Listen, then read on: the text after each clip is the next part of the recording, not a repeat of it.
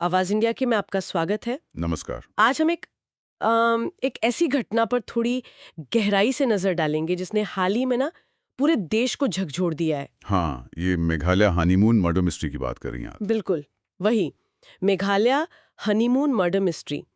एक नया शादीशुदा जोड़ा, राजा और सोनम, हनीमून मनाने जाते हैं और फिर कहानी एक बहुत ही भयानक, एक दर्दनाक मोड़ ले लेती है।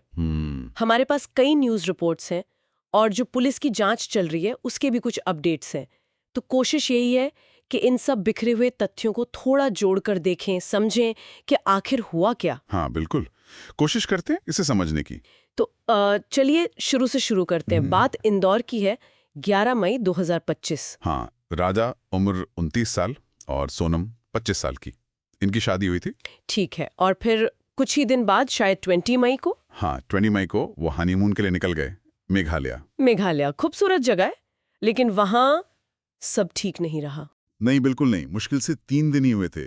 23 मई को सोहारा, मतलब जिसे चेरापूंजी भी कहते हैं, वहां वो ट्रैकिंग के लिए गए थे और गायब हो गए। गायब हो गए। मतलब कोई खबर नहीं। नहीं। उनका स्कूटर वहीं लावारिस मिला और राजा के फोन से जो आखिरी संपर्क हुआ था, हाँ। वो दोपहर के करीब 1:43 बजे का था। उसने अपनी सास को फोन किया था। उसके बाद कोई कांटेक्ट नहीं। तो ये यहीं से चिंता शुरू हुई होगी, जाहिर है। बिल्कुल। और फिर कई दिन तक तलाश चलती रही और फिर 2 जून को जो एनडीआरएफ की टीमें हैं, हाँ, एनडीआरएफ उनको वेई सवदोंग झरने के पास एक खाई में राजा की बॉडी मिली, लेकिन हालत हालत बहुत खराब थी। मतलब शत विच्छत शव था। और यहीं से ये शक गहरा गया कि ये सिर्फ एक हादसा नहीं है।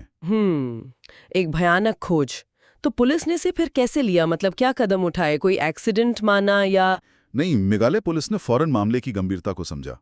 उन्होंने एक स्पेशल इन्वेस्टिगेशन टीम एसआईटी बना दी। अच्छा, एसआईटी। हाँ, और जो शुरुआती सबूत मिले ना, जैसे कि सीसीटीवी फुटेज खंगाले गए, फोन रिकॉर्ड्स देखे गए, मौके से कुछ कपड़े मिले और शायद किसी हथियार के कुछ टुकड़े भी। हथियार के टुकड़े? हाँ, रिपोर्ट्स में ऐसा कहा गया है।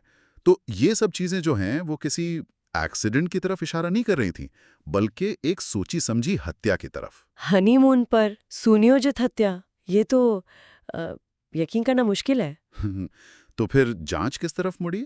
शक किस पर गया? देखिए, जांच की सुई बहुत जल्दी घूम गई और वो घूमी खुद राजा की पत्नी सोनम और उसके कथित प्रेमी राज कुशवाहा की तरफ।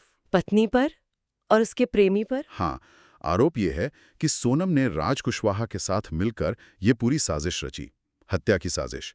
और इसके लिए 3 कॉन्ट्रैक्ट किलर्स को भी हायर किया गया था। 3 कॉन्ट्रैक्ट किलर्स? ये तो बहुत, मतलब पूरी तैयारी थी। हाँ, और कुछ रिपोर्ट्स तो ये भी कह रही हैं, जो कि बहुत चौंकाने वाला है, कि जिस वक्त राजा पर हमला हुआ उस वक्त सोनम कथित तौर पर वहीं मौजूद थी और वो सब देख रही थी। ये तो बहुत ही डरावना है अगर ये सच है। मकसद क्या बताया जा रहा है इसके पीछे? पुलिस क्या कह रही है? पुलिस के जो शुरुआती बयान आए हैं उनमें 2 मुख्य वजह दिख रही हैं। एक तो लालच और दूसरा बेवफाई।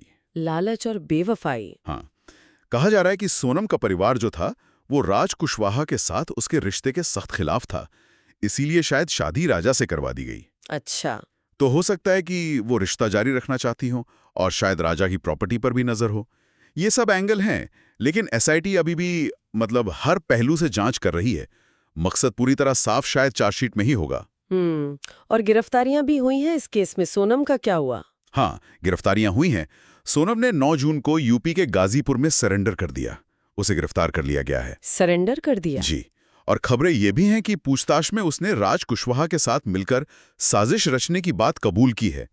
दोनों ने क्राइम सीन का रिक्रिएशन भी किया है। अच्छा, और ये कॉन्ट्रैक्ट किलर्स और बाकी लोग? हाँ, मध्य प्रदेश और यूपी से 3 कथित हत्यारों को पकड़ा गया है और उनके 2 और साथी भी गिरफ्तार हुए हैं। तो कुल मिला के 5 और लोग गिरफ्तार हुए हैं। मतलब ये नेटवर्क काफी बड़ा था। इंदौर से मेघालय, फिर यूपी, एमपी। सबूत क्या है पुलिस के पास? इन गिरफ्तारियों के अलावा कुछ बरामद हुआ? हाँ, जांच में कई चीजें सामने आने का दावा किया गया है। एक प्रॉपर्टी डीलर है सिलोम जेम्स, वो सोनम के इंदौर वाले घर से एक बैग ले जाते हुए सीसीटीवी में दिखाया। ओके। फिर पुलिस ने रतलाम मध्य प्रदेश में कुछ फ्लैट से एक पिस्तौल बरामद की है। करीब 50,000 रुपए नकद, गोलियां, लैपटॉप, पेन ड्राइव, कुछ कागजात और सोनम के कुछ गहने भी मिले हैं। राजा की एक सोने की चेन थी, उसकी पहचान होनी अभी बाकी है। तो काफी कुछ मिला है। लेकिन अभी हाल में खबर आई थी कि 2 हत्यारों ने कोर्ट में बयान देने से मना कर दिया। हाँ, आकाश राजपूत और आनंद कुर्मी, इन दोनों ने मजिस्ट्रेट के सामने बयान दर्ज कराने से इनकार किया है। लेकिन पुलिस का कहना है कि उनके पास काफी फिजिकल और परिस्थितिजन्य सबूत हैं और वो फॉरेंसिक रिपोर्ट्स का इंतजार कर रहे हैं। उससे केस और मजबूत होगा। तो मतलब मामला अभी चल रहा है और काफी पेचीदा है। बिल्कुल। सोनम के परिवार वालों से भी पूछताछ हुई है और नार्को टेस्ट और सीबीआई जांच की मांग भी उठी है परिवार की तरफ से। तो कुल मिलाकर ये एक ऐसी कहानी बन गई है जो हनीमून से शुरू होकर विश्वासघात, साजिश, हत्या और फिर उसे छुपाने की कोशिशों तक जाती है। बहुत दुखद है ये। बहुत दुखद। और एसआईटी के लिए भी ये एक बड़ी चुनौती है।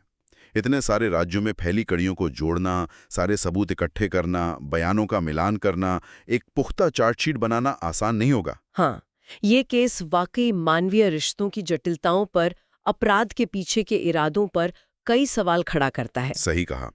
और ये भी दिखाता है कि सच्चाई तक पहुंचना कितना मुश्किल हो सकता है कभी-कभी। इस मामले पर हमारी नजर बनी रहेगी जैसे जैसे जांच आगे बढ़ेगी। आज हमने कोशिश की कि अब तक जो तथ्य सामने आए हैं उन्हें आपके सामने रखें। एक सवाल शायद पीछे छूट जाता है कि हम अपने करीबी रिश्तों में भी किसी के मन की गहराइयों को आखिर कितना समझ पाते हैं। सोचने वाली बात है। आज के लिए बस इतना ही। धन्यवाद। फिर मिलते हैं जल्द आपके अपने आवाज इंडिया की के अगले पॉडकास्ट।